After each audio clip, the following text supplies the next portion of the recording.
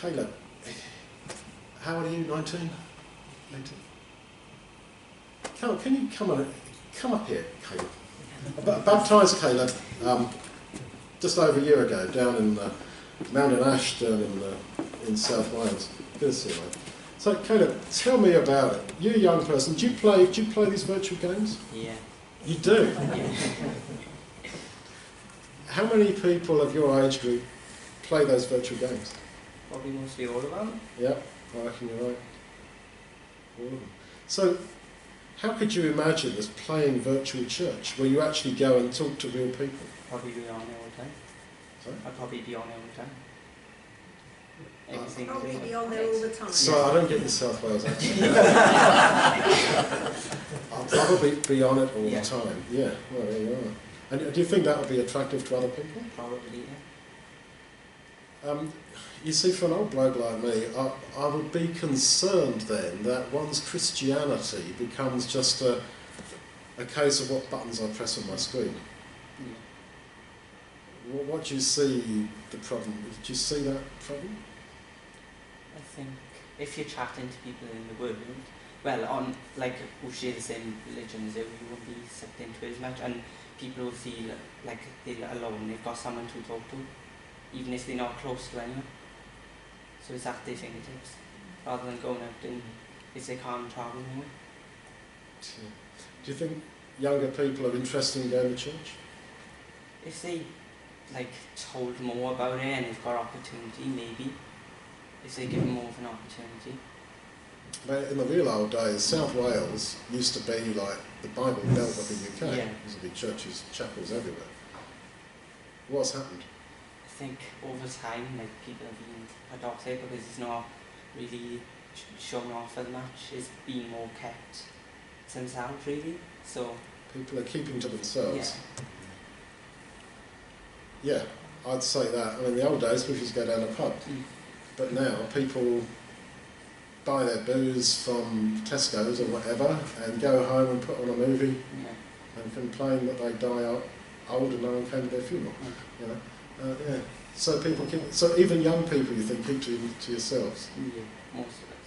So the old days when all the young people in the village used to go down the playing field or the recreation field and vandalise the swings and you know, smoke cigarettes and all that sort of stuff. I mean, doesn't happen anymore? Oh yeah, it definitely happens. Oh, that's good. But they want to keep to themselves. Mostly, yeah. And do you think that young people are actually open to searching for spiritual things? Yeah, I think if they're given the opportunity, because most young people follow their parents, because they look at their parents as an example. Really? Yeah. So I thought young people were supposed to be rebels. most, but obviously like myself, I look up to my parents. Well, yeah, you're a good bloke, but I mean, you know. Okay, so you think that the parents have a big influence? Yeah. And the parents generally these days are Christian?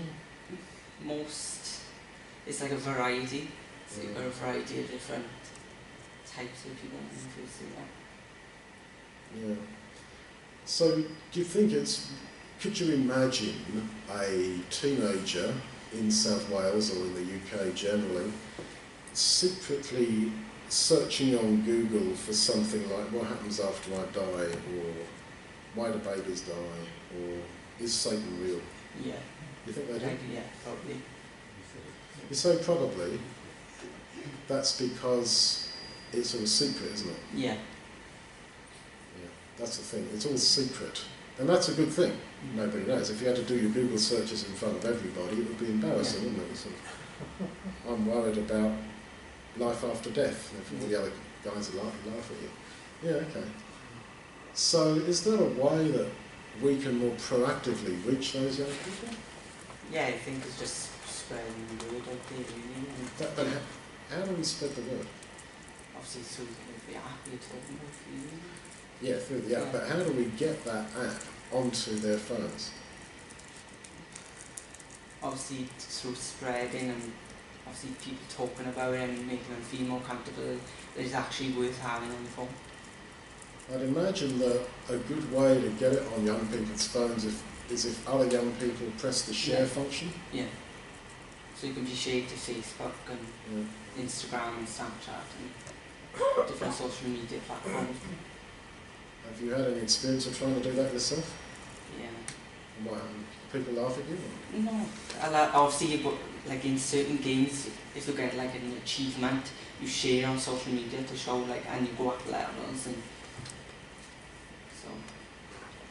So to share our app on social media, what sort of reaction did you get? Did you get any negative reaction?